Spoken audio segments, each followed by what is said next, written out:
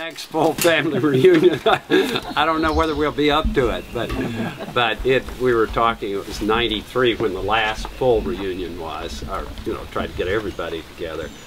I want to thank the people who are part of the group to do the program and make pictures and get things together. My cousin Hugh, my daughter Beth. Beth, you want to just wave so people know you. My many removed cousin Jeremy. Jean Heatherly. Okay. And especially to Martha Lee, and along with her multi and her brother Philip. I'd like us to give them a hand, because they've done the massive amount of work to help get this ready for today. I'm also the bearer of a message from my mother. My mom is Cleo. She married Evans Hall Earnest, Pat Earnest, back in 1937. We moved her to Denver in 2004. And when we put her in a nursing home a few months later, I told Vicki, well, she might last about 6 months. Well, she just celebrated her 101st birthday this year. I had lunch with her the other day, and I told her I was coming to a family reunion, and she looked up at me and said, "Can I go?" And I said, "Mom, I don't think it would be good for you. She's just coming out of a bout with heart failure and pneumonia. She probably wouldn't survive the trip." But she said, "Well, I'll be with you all, and please tell everybody I wish I could be with you physically." So Cleo Earnest, the oldest, I'm assuming, of the Earnest clan now, sends you her very best and wishes us all a great celebration here. Welcome them to done putting this together. Mike and I, neither one had been here since 1993. There are fewer of you and you look a little older. I'm sorry about that. I will tell you what little I know. Most of it has come from Mike's dad, Pat Earnest. Back in the early 70s, I sat down with him several times, had a little dictaphone, we talked, Martha Lee and I talked, letter writing, and I've got boxes full of old records and stuff. But what I know a little bit, now you might find interesting. I won't bore you so much with statistics of things that I found fascinating. Pat said, this is Mike's dad, said that John Newton came from Carolinas through Georgia as a babe in his mother's arm in an ox-drawn cart or wagon. And this is a quote from Pat. I've got the original. Said, "The Earnest family originally came out of the Carolinas, not sure south or north, and they were so poor they couldn't afford anything. They came by way of Georgia to Homestead in Alabama." I have copies of John Newton's Homestead papers over here that a few years back I was able to get from the Department of Archives in Montgomery. In 1860, John Newton claimed that he had a real estate valued at $300 and personal property valued at $225. He was living with his family and his a sister named Arena and a Robert and a Frances Davidson, who were sisters and brothers of his wife, Louisa Catherine, I think the way they pronounced it, Martha Lee. And they got their mail out of Oakland. At that time it was known as New York Post Office. That's what the records of 1850 and 1880 say. John Newton was conscripted into the Confederate Army and sent north to Madison County, which is now around Huntsville. And I think history tells us that North Alabama and Mississippi, some of the regiments came together. He apparently had a hearing deficiency and they sent him back home. I don't know whether it was a year or 2 years later, whatever. The story was passed down that when he came home, one of his daughters was playing in the yard and went running into the house crying because she didn't know who he was. On January the 10th of 1881, John Newton appeared before Judge Gamble, judge of probate in Walker County, to file a claim on the land that was on the old Earnest place. I've got the description of it. He gave his address at that time as Rising Sun, Alabama.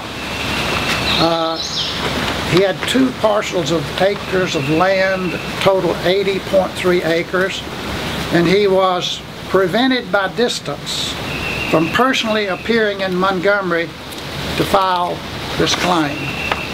But on the same day, he signed an affidavit in which he swore that he was not fraudulently requiring the land for mining, but it was only going to be used for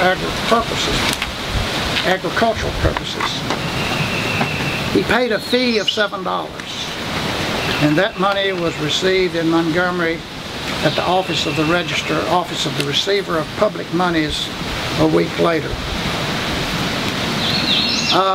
Several years later, about 3 years later, John Newton, along with 2 of his neighbors, appeared before Judge Gamble again to present a testimony of witness for proof of his homestead. The neighbors that went with him were John Wade and Warren Higginbotham. John Wade signed his name with an X, and the judge certified that with his name. Mr. Wade testified that he had known John Newton for 20 years, and Mr. Higginbotham testified that he had known John Newton for over 9 years.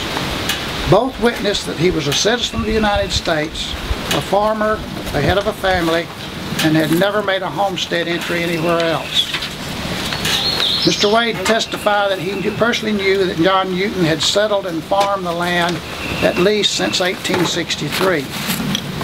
John Newton testified that he had farmed the land beginning in 1859, and he also stated, and this was quote from the records, 2-room dwelling house, 2 cribs, 5 stables, a smokehouse, a sheep house, a vegetable garden, a fruit orchard. About 25 acres of the land was cleared, and it all had a value of $300. He also testified that the land was occupied only by myself, wife, and 6 children who have resided continually with me in the land. He testified that the land had no mineral or mining values and was most valuable only for agriculture. On that same day, he also executed a required affidavit of homestead claims where he swore he was the bona fide owner. On December the 17th of that same year, he appeared before Judge Gamble again and executed another affidavit wherein he stated the reason for the final proof had not been forwarded sooner was that he did not have the money to defray the cost of the expense of it. And but the same conditions had existed that he had sworn to a few years later, a few years earlier.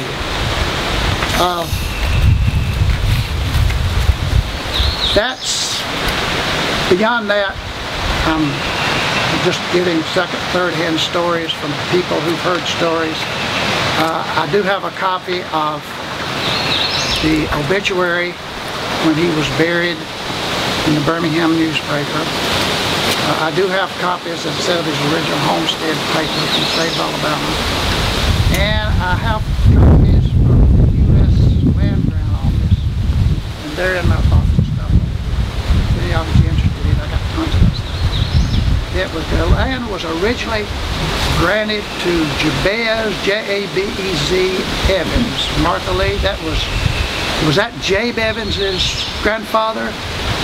Probably, because there are 2 or 3 Jabe Evanses in the different generations. But Jabez was the oldest, the old Evans. Okay, that's basically it. I'm Hugh Earnest. My father was Henry Doc Earnest. His father were William and Joshua. His father was John Newton and Catherine. She later married a Jeter.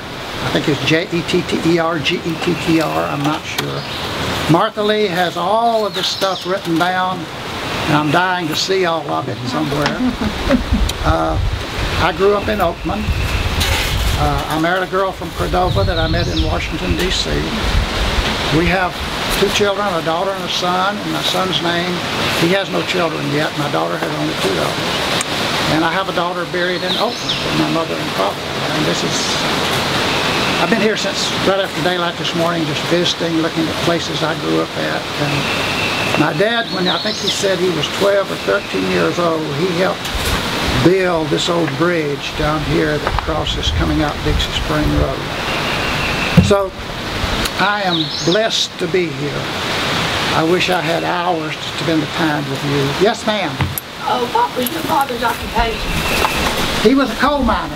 Okay. And worked for the Bartlett Coal Company. I grew up in Coal Valley, and then he went to work for Alabama Power. He then retired and was mayor of Oakland. That's right, I forgot about that. 2 or 3 terms. What was your mom? Did she work? My mom worked in the drugstore at Oakland. Her name was Alberta Modena Bagwell. Her family were Whitsons, and everybody knew her as Bird Ernest. Aunt Bert. Yeah, Amber. She was a little feisty little soul. Yeah, and she's like, I got my talking for her. My daughter and my son and them, they got